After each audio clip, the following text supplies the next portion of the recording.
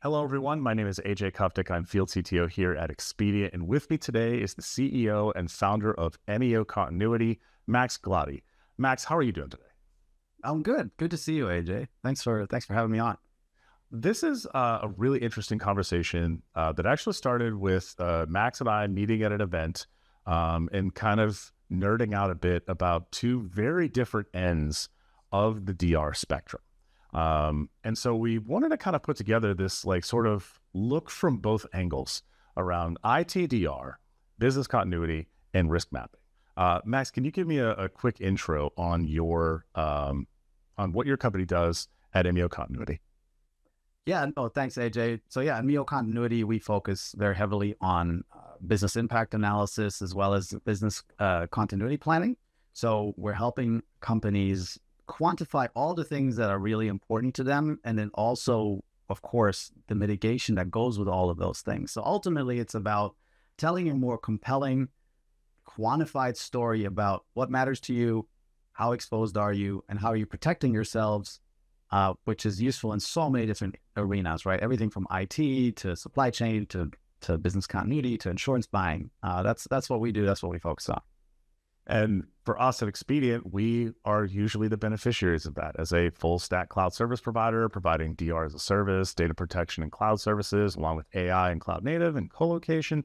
There's so many things where that quantified impact kind of lands on our side. So throughout this, we're going to look at the current state of disaster recovery and kind of where it sits today.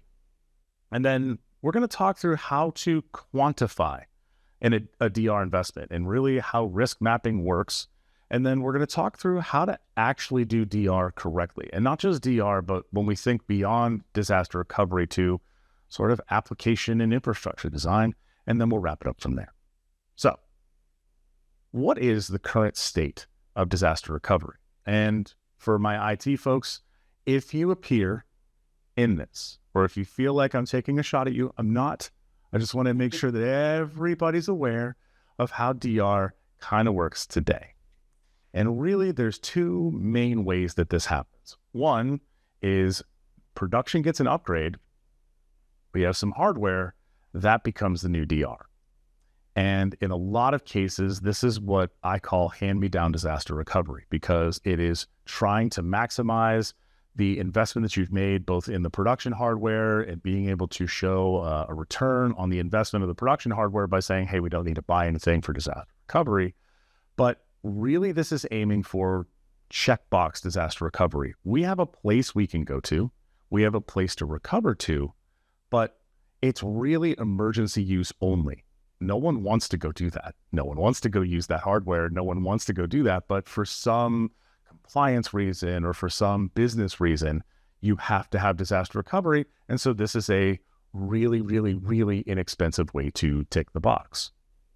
The other way that we see is you have co-location with DR specific gear. You bought a second set of hardware, you landed in a secondary data center, and it's designed to be more than a checkbox because you have DR specific gear and it's in a data center and not the wonderful closet that you see there on the right, but it's not going to run everything. It is not designed to run everything. It is designed really for only the most critical of workloads.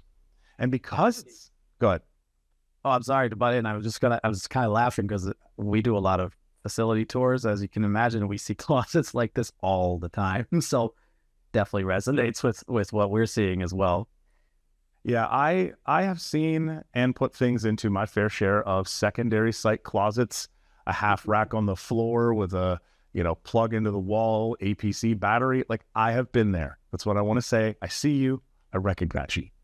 But this is not designed to be a true, everything has gone very wrong platform. This is the deepest of insurance policies that you could have just because you need to have something on the board. And so when we actually start thinking about that, these two things become a problem. Because when you look at IT and disaster recovery, it is designed around how much to recover. It's not designed on how you're going to recover or what you're going to recover. It's designed to catch what you can. And it's really focused on operations and cost because, Max, let's be really clear here. No one wants to go to DR. No one wants to press that button. And if you are on the business continuity side of the house, and this is actually part of the conversation that brought this up, why is it that after 2 hours, we're not going to DR? Because if I can take an extra hour, I'm not having to press that button and find out what happens. So this is very much focused on, do I have something that I can show and potentially have a test somewhere along the line to show that we can do that? Whereas business continuity is worried about what matters most and when to fail over. And that is a very different set of circumstances and impacts and decisions than what the IT folks are going through. And so it's really focused on the business impact and interruption and not necessarily on how the recovery actually works. And Max, you've seen this in real life.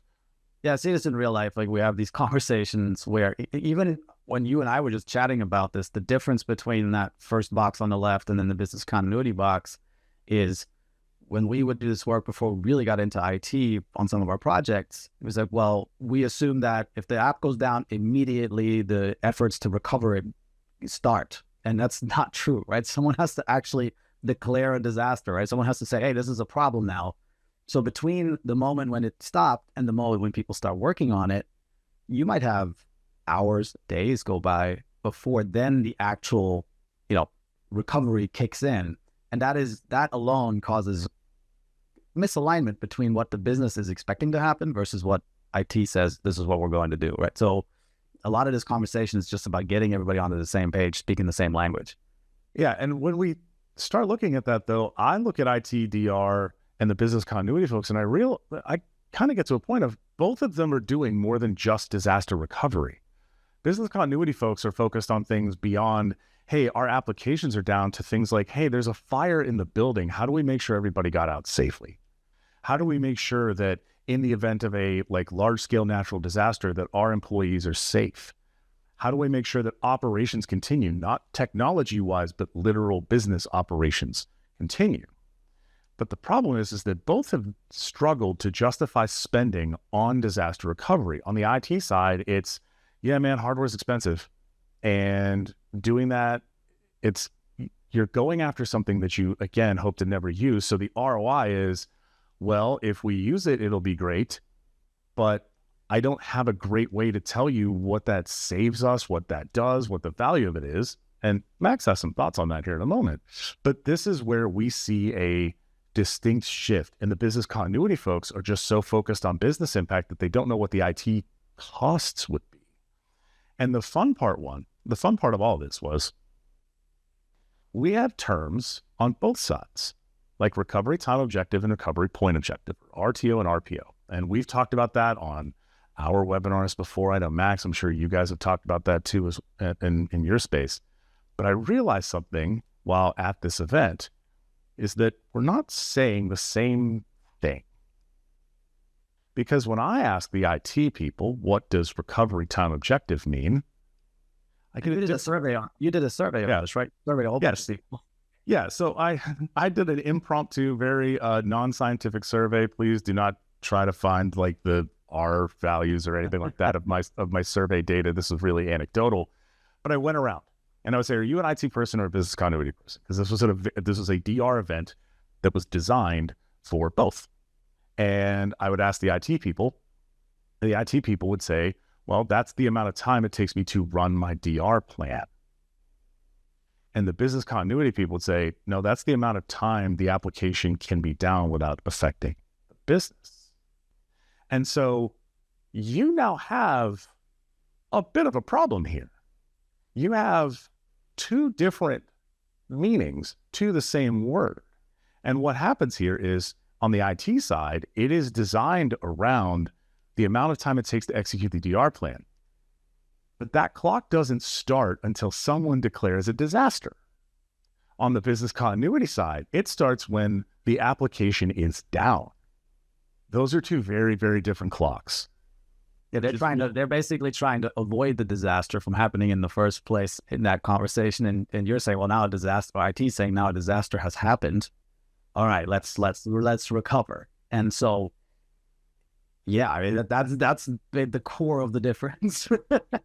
And you have the same term, but you have incredibly different answers. And this was something that, like, I watched light bulbs go off over and over and over again when I explained this, because I'm coming at it from an IT angle. I started my career, I've spent my entire career on the IT side of the house. And so when I'm explaining this to them, they go, oh, that's why they don't want to fail over. I'm like, right, because you haven't declared a disaster yet. You've not said it's disaster time. It's time to fail over. We need to do something about this. And so for them, that RTO clock hasn't started. And they went, oh, I have some apologizing to do. I watched a lot of askance looks. I watched a lot of the, oh no. So it was very interesting to have that conversation.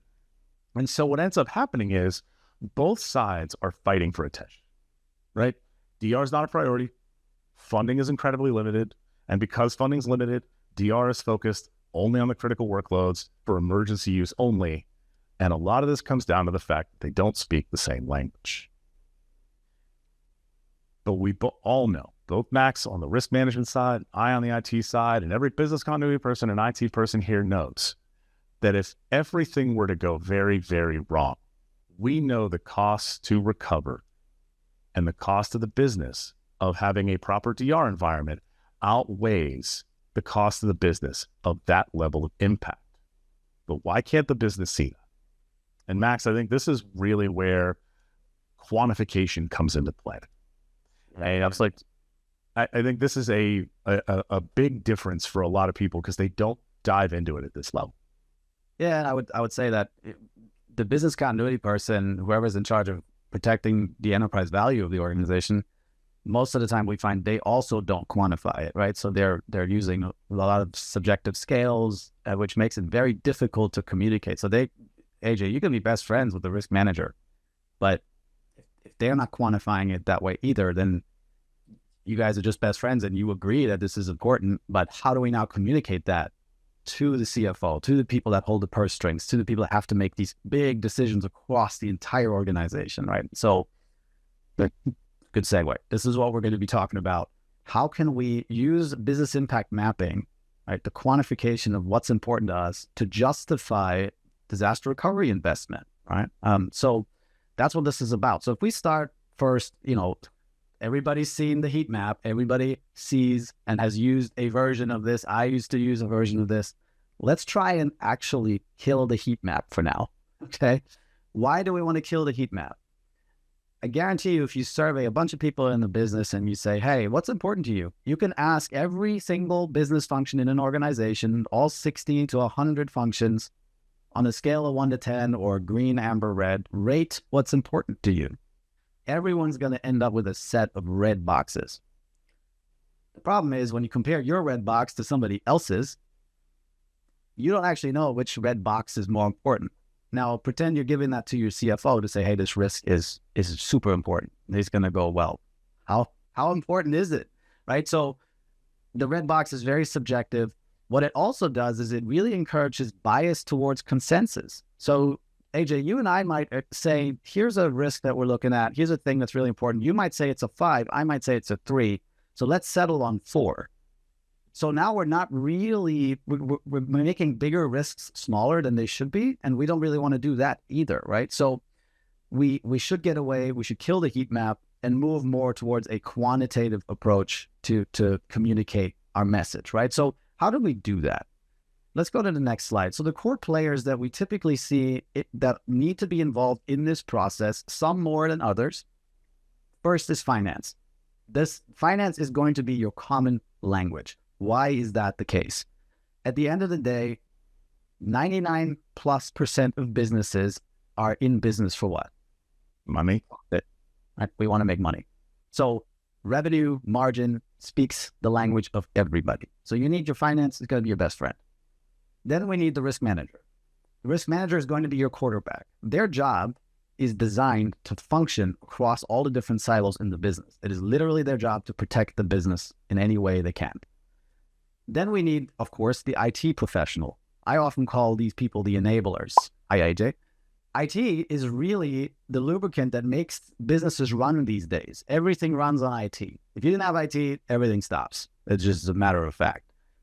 And then, of course, you need the business. Now, I call these people the ones with the juice. These are the people that have the information you need to be able to tell a compelling story around what's important in the business. They're not going to give you the financial quantification because they can't do that, but they're going to help you map business impact. So this is your dream team, right? I love analogies here as, Mr. Anchorman. So these are the people we want to assemble, start making friends with them. So the problem with all these people, as you can imagine, they all speak in kind of different currencies. And the best way I know how to analogize this, if for those that like Friends, there's an episode where a bunch of information gets misconstrued among these 6 friends, and they end up basically saying, hey, they don't know that we know that they know that we know. And this is kind of what we're talking about. You end up with a lot of circular conversations that are pretty subjective, and it doesn't really result in any kind of tangible outcome, but we feel good because we've talked about it. So the business generally speaks profit, market share, customer satisfaction, production. Those are examples. IT speaks, as we said, RTO, RPO, and failovers, as well as data replication. And then risk speaks more in exposure, likelihood, and severity. They also have the concept of RTO and RPO, as we just talked about. So we have to figure out a way to tie all these people together without asking them to do stuff that's not in their core wheelhouse, right? So if we go to the next slide, what really before I get into how we do that, I want to demonstrate this with an example. And AJ, I talked to you about this. This works way better in person, but we're going to do it. So AJ, I'm going to ask you, this is a Post-it note. It has nothing on it, nothing special about it. And if I said to you, hey, AJ, you know exactly where this Post-it note is. It's 500 yards away. I just need you to please go and get that and bring it to me. What chance do I have of you doing that?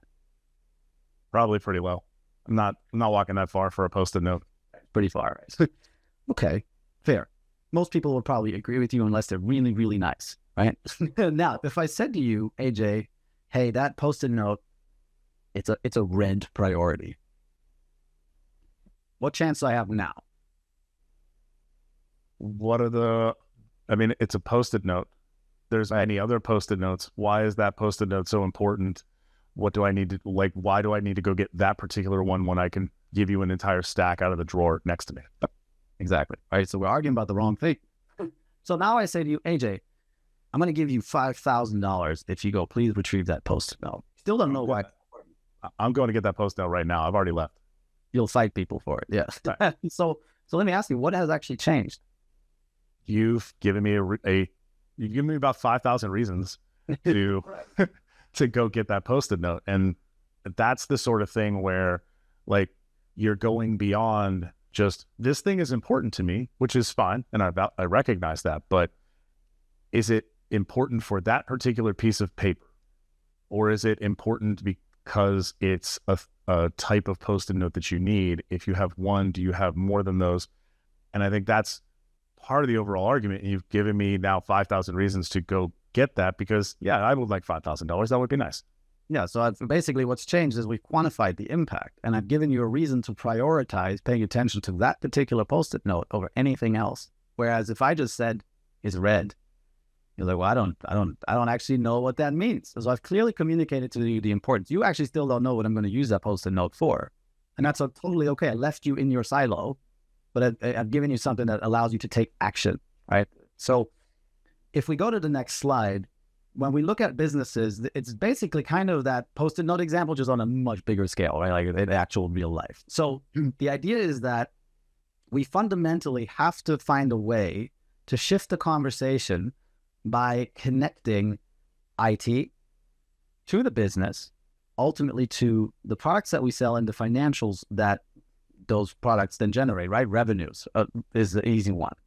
And the way we do that is when we look at each of these buckets, not a single person. If you ask the CFO, for example, they can tell you what your sales are, but they won't be able to tell you which application specifically is very important to the business in a quantified way. They can't answer that question because they don't have that visibility. The same way that IT can say, hey, this application we use, we sort of know it's important, but we don't know how much revenue it impacts, right? So what we're trying to do here is we have to implement a framework that allows us to let adjacent disciplines talk to each other and say, hey, this application supports this production line, which makes these products, which ultimately are sold for $100. Now we can say this application is this important, right? And then we get into mitigation and all these other fun things. That's what this mapping is all about, right? So how do we do that? Now, before we get into that, I like stories. So many of you watching this probably think you're pretty good at bowling. Well, nobody that's watching this, guarantee you, will beat my 3-year-old at bowling. And I'm going to tell you why, because you're looking at me sideways right now. I mean, it's a 3-year-old at bowling. How's he getting the ball down the lane? I can get the ball down the lane. He can't. Yeah, right. So what does he do? He shows up, and first thing he does when it's his time to bowl, he knows, Dad, let's put the bumpers up. Let's get the bumpers going. Okay, next thing that shows up is the ramp comes out. Let's get the ramp out. Okay, great.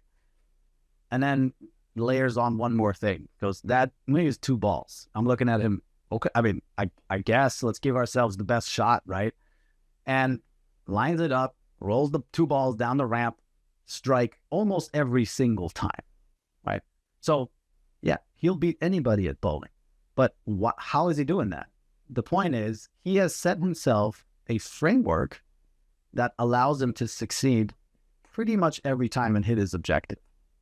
And this is kind of the same thing, right? When we're quantifying business impact, regardless of where we are in the business, we need to have a framework in place that allows people enough flexibility to add the information that's important to them without going too far off the rails to where they're still bowling towards that same outcome of getting a strike, quantifying the impact so everyone can understand the language, the common language that they're speaking in.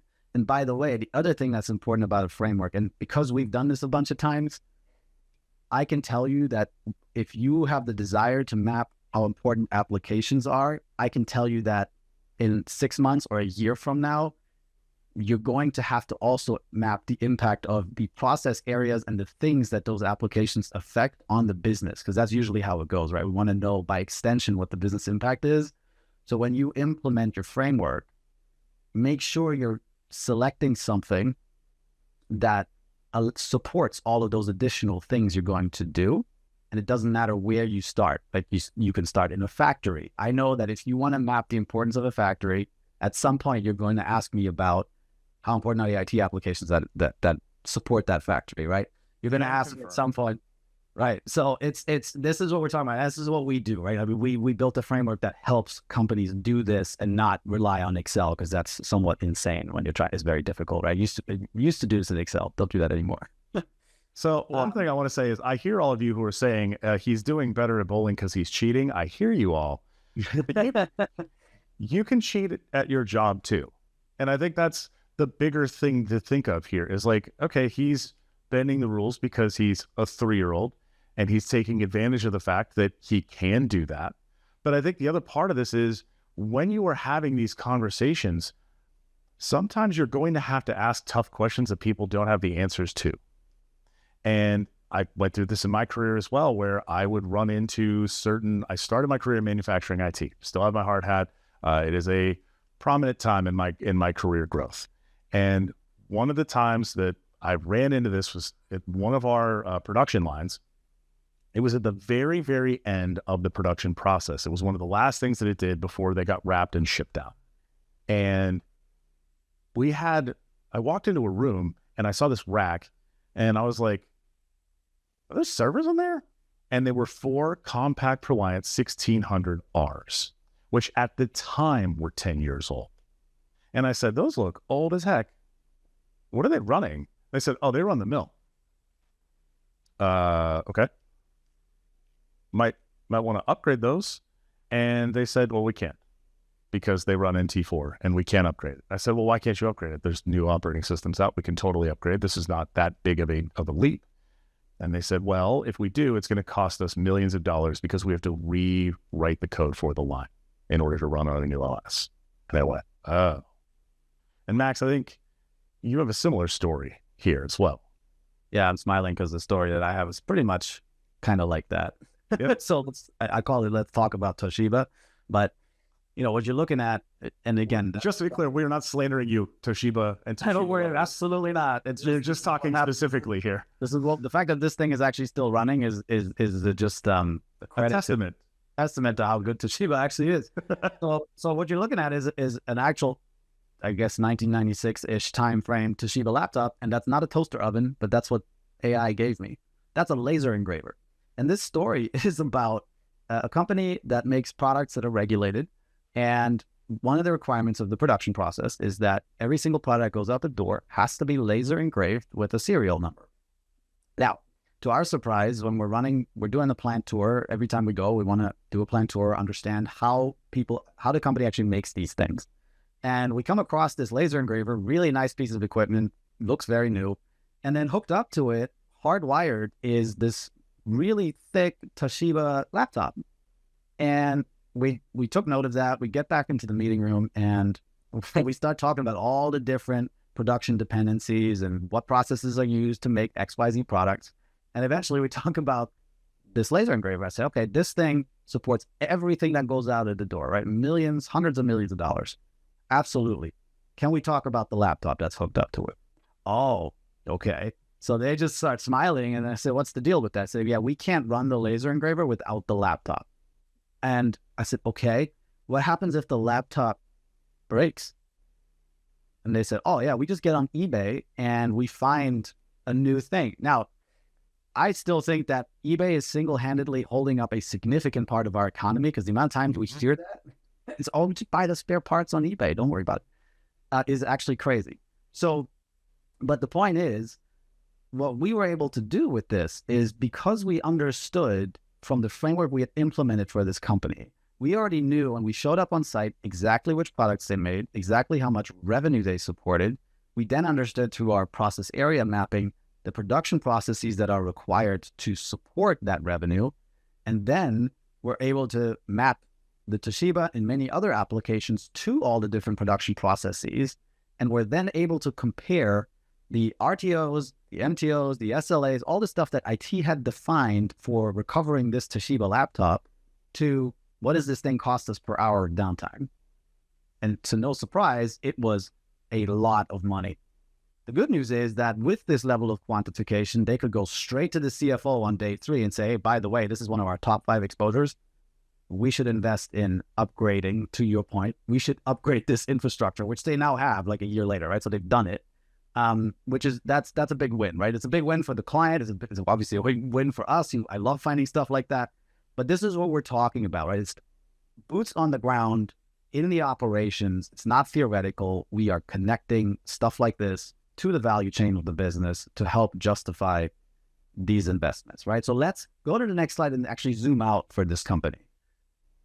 Overall, because of the framework, in 2 years' time or so, this client was able to map hundreds of products that support many, many customers at 42 locations. That amounts to about 2,500 processes total, with thousands of suppliers and business functions, and connected all the way back to about 300-ish applications with their respective hosting entities to build out this picture. They can now go and say, I want to know why is SAP important? That's always an easy one. Yeah, well, it supports pretty much everything, right? So it touches everything. We can pull up a report and show exactly how business functions are using it, how locations are using it, and what they would do, most importantly, if SAP for some reason was unavailable. So they can pinpoint where they have mismatches in their DR versus how the business or their maximum acceptable downtime is expecting the thing to respond, right? So that's that thing that we talked about earlier, AJ, where we said, hey, we don't actually invoke the recovery until a disaster is declared, versus the business is saying, from the moment the thing's not working, I have 6 hours before I have to stop what I'm doing, right? So we were able to kind of connect that together. So that was pretty exciting stuff. I think this is also where I think everybody who's on this, listening to this right now, you can think of that one thing in your environment where you're like, don't touch that. We don't know what will happen if you touch it. Please don't touch it. I don't want to find out. And I've worked in healthcare. Healthcare is full of that. I'm sorry if you work in healthcare and you are triggered by this, but yeah, that system that's in the back corner that no one's allowed to touch, it's probably doing something incredibly important. And when you start to have these bigger risk conversations. And by the way, I would love for you to go back in time and tell the plant line manager and the plant manager when I was telling them, hey, you need to upgrade this because the attic full of equipment that we've begged, borrowed, and stolen from half the company, as they've been rotating out their hardware, I have a finite supply of that, and eBay is only going to last but so long. You should probably start investing in this. Otherwise, it's going to break and I'm not going to be able to get it back. And that part, like, it turns into a likelihood issue. And like you mentioned earlier with, risk people and business continuity, it's very much focused on what is the likelihood of this thing happening. The likelihood of getting struck by lightning, not very high. The likelihood of you running out of replacement parts on 15-year-old hardware, real high. So this is something that you have to consider overall. And by saying that, I could say, yeah, I know the part to replace this fan is like $100 or whatever, but someday I won't be able to pay $100 for a new fan. Someday I will have to replace that whole thing, or I won't be able to replace it at all. And now millions of dollars by the hour is disappearing because you didn't want to do the correct maintenance up front. Well, it's the concept of these black swan events as well, right? Like, that's why our logo is what it is, right? It's these big events that you can't really predict, but you can always rationalize them by hindsight. You say, well, I guess I could see how that could have happened, and I probably could have prevented it, and I had my head in the sand a little bit because I was like, it's fine. But you look at anything these days, the natural disasters, look at anything that's been put out by like a Munich Re or some Swiss Re, any of those guys, you see natural disasters, the losses are just trending in the wrong direction. This is not something you can ignore anymore. There is this big shift moving away from compliance-based risk management to resilience-based risk management, which is, no, we actually care because we want to be resilient. We're not just responding to some checkbox thing or saying, hey, we should be compliant. You can be compliant all you want. I've reviewed so many BCPs that are compliant where, okay, they're nice, but they don't contain the actual quantified strategy of what you're going to do, right? So that this highlights, and this is what this solves, right? So if we go to the next slide, that's really my last main slide on this. Ultimately, what it does, and this picture kind of tells a good story, right? It can set you apart in terms of getting the attention of the CFO, getting the attention of the people that you need to get attention from, because you've now quantified the impact. It's so much easier for them to make rapid decisions to say, hey, this is a red square on a heat map and get in line, there's 30 other people that have those, versus saying, hey, you know what, if we don't invest in this and it breaks, which it probably will, it's $642 million of exposure, and here's how that's going to manifest itself. What do you want to do? It communicates very clearly, it reduces friction, decisions get made way faster, and you're also then able to just invest in the right areas at the right time, because your business will shift and change, and your framework needs to support those changes as well, right? And we can talk about that at another time. So that's basically it from a business impact quantification mapping and how you can bring all this together in a more meaningful way to help you make those business decisions to invest in the right areas. So I'll pass it back to you, AJ, to talk about DR and how it's done. And I think, and thank you, Max. And I think this is something that I don't want this to be a just purely DR conversation either, because you have to, as the BC people are yelling right now, that RTO being 2 hours and that being a thing where I can't have this application down for more than 2 hours or it starts to impact the business, or that's at least what the business has told us, changes the math a little bit. So obviously we've made some improvements, right? Going back to our original checklist, DR, we've now made it a business priority because we now can show the exposure to any sort of event. We can show what happens if this thing were down for this period of time. We can now justify the ROI and spending the money on risk mapping. So now, if we go back to our, closet DR, how do we get past just the critical workload? How do we get past emergency use only? And how do we get IT and BC working together? And so, Max, you just mentioned all the natural disasters and things like that. And this is something I talk about a lot, the term, just generic natural disasters. And the problem with that is that this is what we've been designing DR for the entire time. From an IT standpoint, we are always thinking about something large has happened. And the problem with that is that the DR structure that goes out to the business is based around not natural disasters. Some of it's in there for sure, but it's also, how do I protect or bring applications back up faster in the event of a long-scale outage? And that becomes a different set of scenarios. So what is the actual right way to do DR? We have to understand the business requirements for uptime up front. And this is part of the risk mapping to say, if there's $642 million of exposure, if you don't fix this problem or you don't get this application up in this period of time, that changes my math and my design structure of how I roll out an application. Because if you're focused on just pure DR recovery, and when I say that, I mean, I have applications that are built in one site and I copy their data or the workload itself to another site and I turn it on, that does not meet the structure of someone saying you have 2 hours for this to be downtime, or the maximum allowed downtime being 2 hours. And we have to test for more than just the production data center is unavailable. Because if you only test for that, you design for that.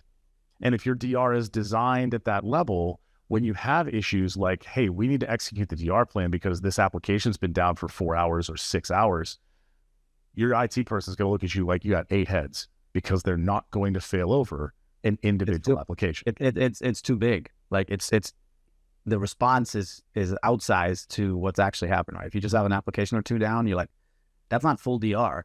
No, not by any stretch, right? But it does need to be addressed. So you end up in this like stalemate. It's like a weird valley of nothingness. It's just like, okay, we're gonna just sit on this until it becomes such a big problem that you don't want to get the call from the C-suite saying, hey, fix this today. Like, you don't want that. So no, I have not been necessarily a C-suite, but going back to my manufacturing life, I got a risk mapping lesson in real time at a high volume from a plant manager when we had a server outage. So it was very much, hey, I'm spending a lot of money to have a bunch of guys stand around and do nothing right now. You need to fix this pronto. So I can, if I may, I want to just, those that are listening and watching, just a pro tip on this, right? Because you mentioned disasters and we plan for a specific disaster. And we get this question quite a lot, which is, well, do you have a risk register? And you have all these different things that could go wrong. And there are probabilities, earthquakes, fires, floods, you name it. When you come at the business with a specific scenario in mind and you say, hey, let's say we had a fire, what would you do? What we find happens very often is people will start debating on how that fire would materialize, and they start arguing over the probabilities of that going on. And that's not actually what you're looking for. So I would always, and this is how we approach this, is scenario neutral completely. It is a time-based exercise. You're coming at them and saying, if this application were gone for any reason, if they ask you for what reason, it's like, that's not about it. Don't worry about it. If you don't have this, gone today, what's affected tomorrow? That is what I want to know. You're going to have really valuable conversations. You're going to get data that is much more versatile in terms of, you can then take that and say, okay, we understand how important it is. Now let's look at all the things that could affect it, right? So we always we do encourage people to kind of spin that and look at it from that angle, because it is just, let's figure out what's important first, and let's even figure out if we need better DR or a risk register for that thing, right? That's a very practical approach. So Max, in the same spirit of your Post-it note, I'm going to ask you a similar question here. You're going on vacation. How are you getting there? Oh man, where are we going? Depends. It really depends. How far? I mean, we live in the US, right? I'd probably be inclined to drive. We love driving. I've driven all the way across country. I don't recommend that to anybody. It's pretty far, but depends. I got a lot of options. So you live in South Carolina, if I recall. So if you were going to Atlanta, you're probably going to drive, right? I'll drive. Yeah. Right. Going to Disney World down in Orlando from South Carolina, that's what, like 7 hours, something like that? That's a tough one, man. With the kids these days, the tickets that's different. That's a different story. I'm just asking how you're going to get there, not how you're going to pay for it. That's right. Yeah. I don't know what the risk mapping is for Disney tickets, but it's excessive. How do you, like, when you ask how you're getting there, like, my first thought is not flying. As a family of 4, Every plane ticket, every time you see that, oh, this ticket to this place is only $200. It's like, no, that's $800 to me because I have to do it 4 times, not 2 or 1. And so if I said, actually, your vacation is you live in New York and you're going to LA, you're not driving. That's 41 hours of driving across the country. That's a really long time. Congratulations. You just sunk at least 2, if not 3 days on each side going to and from that vacation versus flying, which takes 5 hours and 40 minutes. And oh, by the way, the ticket price there says it's $200 and some there. And I think when you take that math compared to the cost of gas and hotels and everything to get across the country, driving in your mind sounds cheaper, but flying from New York to LA is so much cheaper by comparison. So this is where you have to set the understanding up front and be fairly clear about what you mean. Because if I don't know, and I just, to Max's earlier point about the red squares, this is important, cool, it's in the DR thing and I'm replicating it. I'm not building any extra servers. I'm not putting in load balancers. I'm not putting in any extra database servers. I can't justify all that licensing cost. So I'm just going to deploy your servers as cheaply as I can, and I'll just put them in the replication and it'll be fine. But if it takes me 18 hours to restore those things from backups, you're going to be real mad when it's taking me that long to restore because none of the requirements were ever set.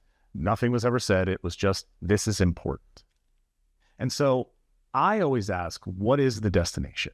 What are you trying to recover from? If it's, I live in the Southeast and hurricanes are a big deal, yes, absolutely. A full data center failover structure is a useful thing to do. I live in Pennsylvania. We don't have hurricanes that often. We get the remnants of hurricanes. We get a lot of rain from hurricanes. I might get a tornado or 2, but I don't have this giant storm with 100+ mile-an-hour winds that's going to tear apart everything. So how are you actually trying to recover? And DR events to IT are large-scale things, not individual. And this includes ransomware. Ransomware is a disaster by every definition. But that is a large-scale thing. That doesn't affect 1 or 2 things. That affects everything very quickly. So for us on the IT side, application outages are not DR events. I am not executing my DR plan because an app is down. I'm going to go figure out why that app is down. I'm going to fix, is the database server offline? Is the application server somehow not able to talk to the database server? Did a firewall rule go in that's breaking that connection? Is it DNS? Probably DNS. But these are the sorts of things that we see in our world where I'm not thinking about them at the DR level. I'm thinking about just fixing them. So when I look at a application and it says the RTO is less than 4 hours, we have to start having the discussion around resiliency and value, because that's not a DR structure to execute from. That is a resiliency structure. Do I have a secondary site where it's also running and it's load balanced? Do I have multiple database servers that I can fail over between inside of a single site? I'm taking it from big, giant DR plan down to application recovery plan. And that changes the math significantly. And when you pair that with the risk mapping that Max and his team do, you now have the ability to say, hey, yeah, that software licensing for SQL Server, yes, it's expensive, but it's justified because this is the amount of money we would lose if this thing is not up and running. Yeah, it's such a good point. It's really making it more practical. Like we see this on the BC side too. You have companies with big BC plans that span the entire organization. For them to invoke that plan, the world has to be falling. But when you look at the individual sites, same thing. Like when you break it down to like the actual things that make the product, that deliver the service, that are the apps that run the thing, right? Let's focus on those and build resiliency into those actual things, right? And so it becomes really practical, super applicable, because it's far more likely that you're going to have a disruption in part of your facility or part of your business than the entire thing, like what you're saying, than the entire thing. That does happen. But you see in a factory, right? You would see a fire in an area. Now it's unavailable. How are you going to shift that, right? So this is exactly what we're talking about. Make it more practical, directly tied to the business so you can build that true resiliency, not just think you have a plan. And one of the other things, and I think about this from a manufacturing standpoint, is there's a long tail. When that line that I was referring to earlier, if this goes down, I can't get it back up and running. Everything and every process in that plant that's behind that is now stuck. They are making product that they cannot send forward because there's nowhere to send it forward to. Large organizations can potentially move product around, but now you're incurring a bunch of shipping costs to ship stuff from one plant to another to get it back up and running. So these are the sorts of things where it's beyond just this mill is down and this is the amount of revenue that comes through this mill and the impact to operations downstream the entire way. And also, when we talk about that failover, you can't just fail over. There's a misnomer here, and a lot of this is bound to the way that DR has been designed for the last 25 years. I have stuff in production. I have a DR site. I've configured all my networking in DR. I have the same thing in production. And when I do a test, I'm doing a bubble test. Why are you doing a bubble test? Because you don't want to touch production.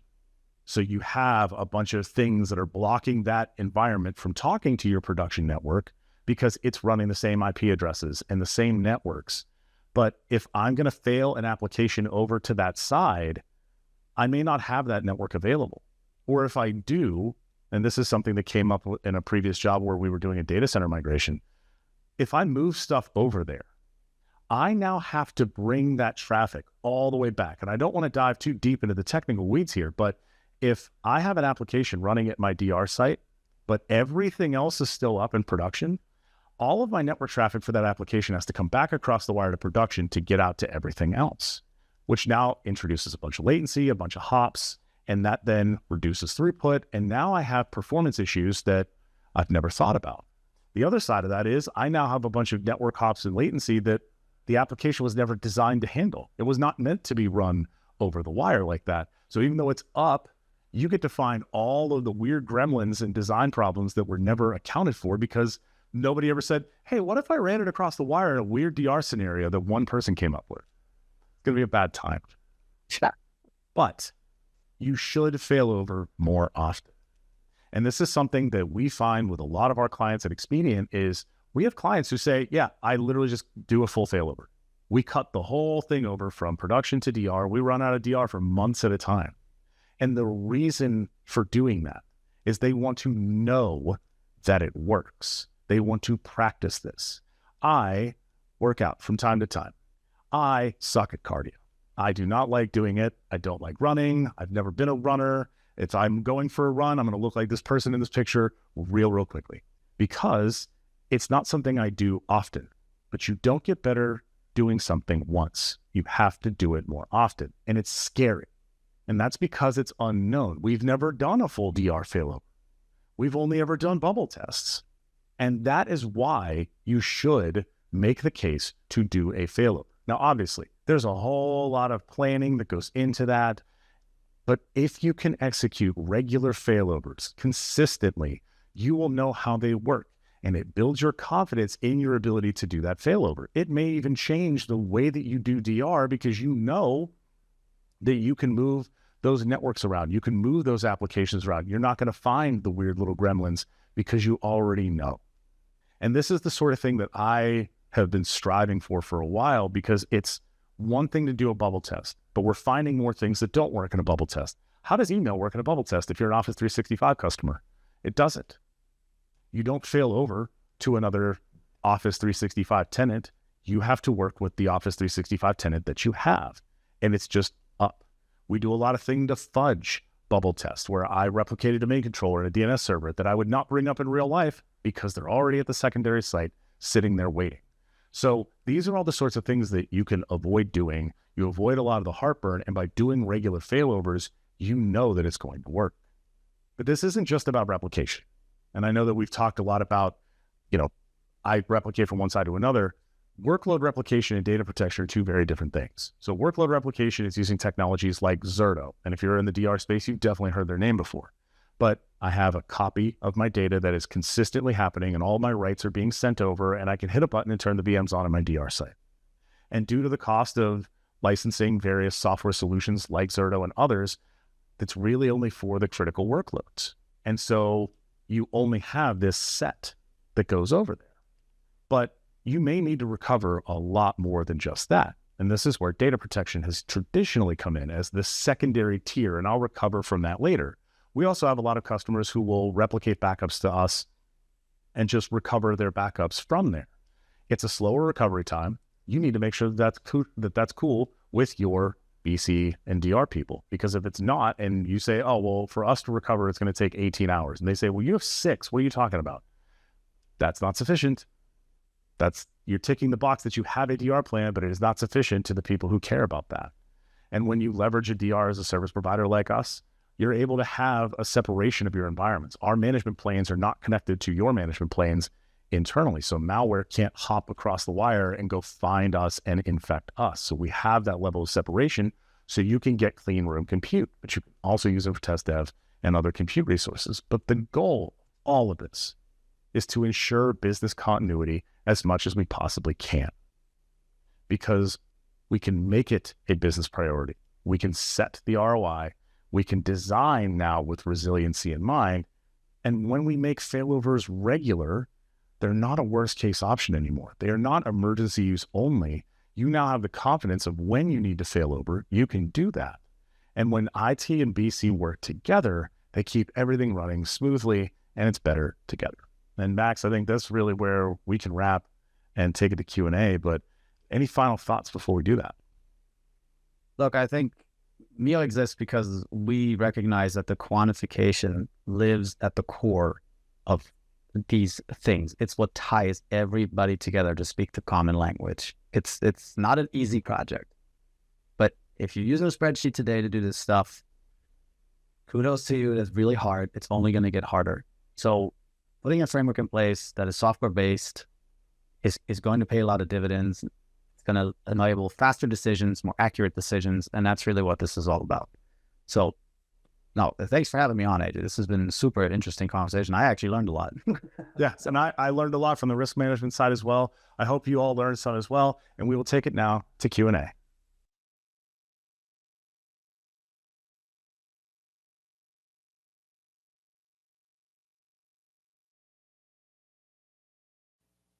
Hello, everyone. It is now live Q&A time. I'm very, very excited to bring our friend Max right back. Hi, Max. How are you doing? Hey, good. How you doing? There Good we to see you go. again. Mike is unmuted. We did it.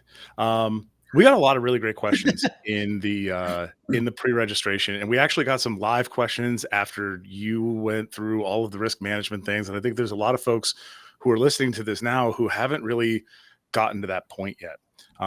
So I think we could take the first question, and that should pop up here at the bottom. Can there be automated DR setup? Sort of. The issue with automating DR setups is it usually requires somebody to say that, yes, we can do our failovers. There needs to be a declared disaster. With automation, it may not have that declaration, or you need to have something that when the declaration happens, that's what kicks off the automation. Using tools like Zerto, you can execute production or protection groups in a row. You can operate those as multiple different run books to walk through step by step and not go on to step 2 until step 1 is complete. But from an automation standpoint, just kicking off the process is going to be manual because it's going to come down to when the business says to actually do that failover. So we can definitely dive deeper on that as to what you're looking for there, and you can there will be a QR code at the end to scan to talk more about your needs. Let's go to the next question. What are virtual disaster recovery solutions? So this is, like we mentioned, technologies like Zerto and leveraging DR as a service from people like us at Expedient. You have a virtual environment that is just built the same way that you are built on premises, and you are replicating those workloads over, and they are sitting there as little like shell VMs that are just waiting to be powered on. And when they are turned on, either by the software or manually, those VMs are then brought up. They are now online, and they are doing the same things that they were doing in production. In terms of a virtual disaster recovery, that is really where that is focused. We run into a lot of folks who have physical workloads that they need to recover. That's where our co-location comes in to connect those two things together. So we can do that with VMware, we can do it with Nutanix, and then physical workloads would go into our co-location. We can go to the next question. Can it pull backups from multiple servers? Yes. We have our disaster recovery solutions also have the ability to use our data protection platforms. We have plenty of customers who are using Cohesity. They're replicating from on-prem to us, and then they are restoring their replicated backups into compute in our environment. So it is pulling the backups from multiple servers. It is doing the replication from multiple servers. This might be multiple sites as well. So we have a number of customers who have 4 or 5 different sites that they're all replicating back to us to be their centralized disaster recovery platform. So yes, it can absolutely go to multiple servers. We can go to the next question. How do desktops play into disaster recovery? This is a long time struggle of disaster recovery services, how to offer end user capabilities. One of the things that COVID kind of did was it made work from home that much more prevalent. It made being able to have the ability to work remotely be a very, very common thing. We're on webinars now. Max and I have seen each other in person one time. So being able to do this sort of desktop solution in disaster recovery, you can do that with virtual desktop environments. I've done that before, where you have everybody's logging into virtual desktops, and then those desktops are also running in a second site, and you load balance between the two. That can be very, very expensive. But when you have a failover, or you have a failure in one of the environments, everything is still running in the other site. It still works, which is kind of nice. Azure Virtual Desktop can be used this way. There's a number of different platforms that can do that. But for the most part, a lot of folks are still physical laptops, physical endpoints, and they're just leveraging those remotely. And that's usually what we see there. And I think we can go to our last question, which is a big one for our friend Max, to the point where we had to go to a subhead to get the rest of the question in. It's okay. I read the question in the chat too. So yeah, how do we keep this manageable? Super important question we get very often, because that was a lot that we explained. So we've built a software solution to support this whole thing. And the story we told earlier about the laser engraver, that client actually had the same question. And what they said, hey, let's just start with one site and analyze that, put that in the software. And then when we're ready to go to the next one, the software lets us do that. We're just eating that elephant one bite at a time. Like we're just adding to the data set. And then of course, with the financials, because we're working with finance to work on the overall product tree and the product hierarchy, they're very much in charge of updating that on the platform. So the idea here with a framework like this is it has to be able to support these incremental additions of data and allow the people that are contributing to your process to simply log in and update their information, and the system ties it all together. So even though it seems like a huge lift, it very much is. For most of our clients, it's quarterbacked by 1 or 2 people, and they're sporadically once a year reaching out to different groups. So that's how we keep that stuff up to date. And of course, if you're going to be at DRJ, come talk to us about that, or just feel free to reach out to either one of us on LinkedIn and we can chat further.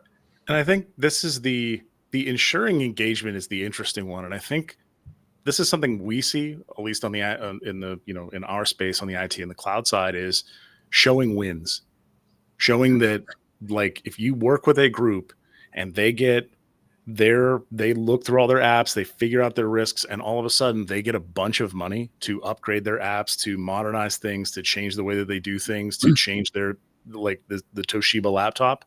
People go, wait a minute, how are they getting money for a project? I asked for money for a project and I got denied. And it's, well, they quantified all these things. All of a sudden, people are going to be engaged because they also would like the funding to get their projects off the ground, to get their things done. And this is something we've seen time and time again in organizations where, oh, you solved a problem for them, I want you to solve my problem too. And it just grows out from there. Yeah, and I think oh, sorry. I'm saying we have literally a client right now. We had a meeting earlier this week about it.